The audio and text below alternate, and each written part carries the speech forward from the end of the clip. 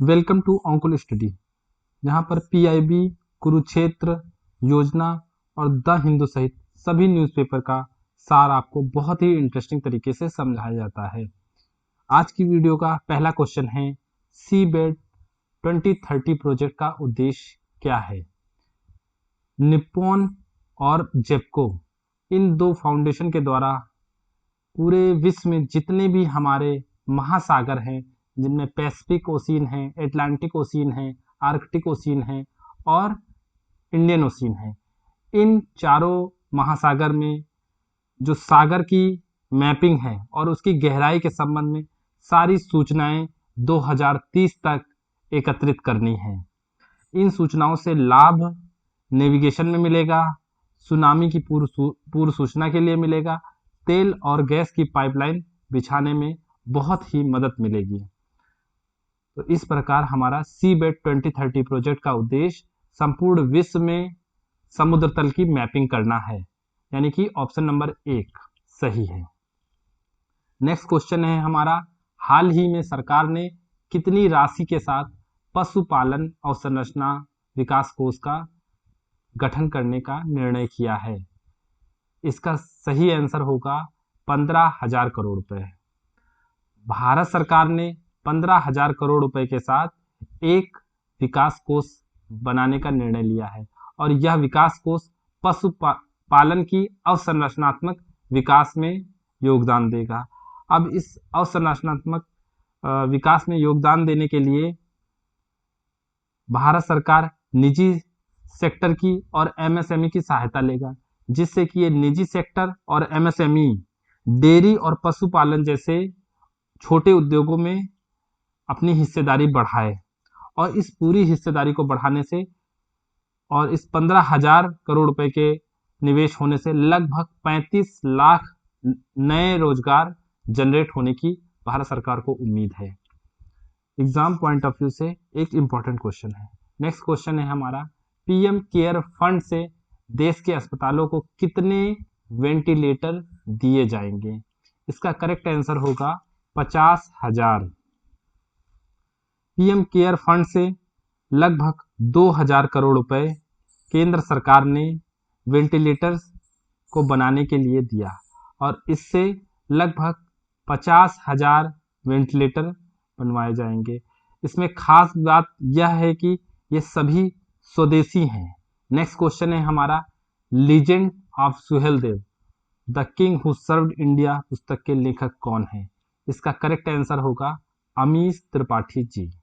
राजा सुहेलदेव 11वीं सदी के वह नायक थे जिनका सामना महमूद गजनवी से हुआ था और जब यह महमूद गजनवी सोमनाथ मंदिर पर आक्रमण करने के लिए भारत आ रहा था, तब राजा सुहेलदेव और महमूद गजनवी के बीच एक हिंसक संघर्ष हुआ। इसी के बारे में अमीश त्रिपाठी जी ने अपनी पुस्तक लीजेंड ऑफ सुहेलदेव में लिखा है। नेक्स्ट क्वेश्चन है हमारा, बादाम का वायदा कारोबार यानी कि फ्यूचर ट्रेडिंग शुरू करने वाला दुनिया का पहला देश कौन है। इसका सही आंसर होगा भारत। बॉम्बे स्टॉक एक्सचेंज ने बादाम का वायदा कारोबार कराने का निर्णय किया है। इससे फायदा जो बादाम के उत्पादक हैं उनको मिलेगा और जो आयातक हैं उनको मिलेगा, क्योंकि बादाम की ऊंची कीमतों में जब भी गिरावट आती थी तो इसका सबसे बड़ा नुकसान हमारे उत्पादकों को होता था और हमारे आयातकों को होता था। नेक्स्ट क्वेश्चन है हमारा, हाल ही में केंद्रीय मंत्रिमंडल ने प्रधानमंत्री मुद्रा योजना के तहत सभी पात्र शिशु ऋण धारकों को 1 वर्ष के लिए ब्याज पर कितनी आर्थिक सहायता देने की मंजूरी दी है। इसका करेक्ट आंसर होगा 2%। भारत सरकार ने जो मुद्रा योजना लॉन्च की थी उसमें 3 प्रकार के ऋण धारक थे। पहला था शिशु, जिसमें लगभग 50,000 तक का लोन मिलता था। दूसरा था हमारा किशोर, जिसमें 50,000 से लेकर 5 लाख तक का लोन लिया जाता था। और तीसरा है हमारा तरुण, जिसमें 5 लाख से लेकर 10 लाख तक का लोन लिया जाता था। लेकिन कोविड-19 के कारण जितने भी हमारे ऋण धारक थे उनको बहुत ज़्यादा असुविधा हो रही थी इस प्रकार के लोन का और ब्याज का भुगतान करने में। तो भारत सरकार ने उन सभी को राहत प्रदान करते हुए 1 साल के लिए उनके ब्याज पर 2% की सब्सिडी दी। यही हमारे प्रश्न का उत्तर होगा। नेक्स्ट क्वेश्चन है हमारा, मुख्यमंत्री मातृ पुष्टि उपहार योजना किस प्रदेश की योजना है? इसका करेक्ट आंसर होगा त्रिपुरा राज्य। यह है भारत का मानचित्र और यहाँ पर है त्रिपुरा राज्य। त्रिपुरा राज्य में महिलाओं को कुपोषण और मातृ मृत्यु दर को कम करने के लिए मातृ पुष्टि उपहार योजना शुरू की गई है। इस उपहार योजना के अंतर्गत एक ऐसी किट तैयार की जाएगी जिसमें घी, गुड़ जैसी स्वास्थ्यवर्धक चीजें, जिससे इनका कुपोषण दूर किया जा सके और मातृ मृत्यु दर को भी कम किया जा सके। नेक्स्ट क्वेश्चन है हमारा, वर्ष 2020 के जर्मनी के प्रतिष्ठित शांति पुरस्कार किसे दिया गया है? इसका करेक्ट आंसर होगा अमर्त्य सेन। ये हैं अमर्त्य सेन जो कि एक भारतीय हैं और इन्हें अर्थशास्त्र का नोबेल प्राइज भी मिल चुका है और यह नोबेल प्राइज इनको 1998 में मिला था। इसके बाद भारत सरकार ने इन्हें 1999 में भारत रत्न से भी सम्मानित किया था।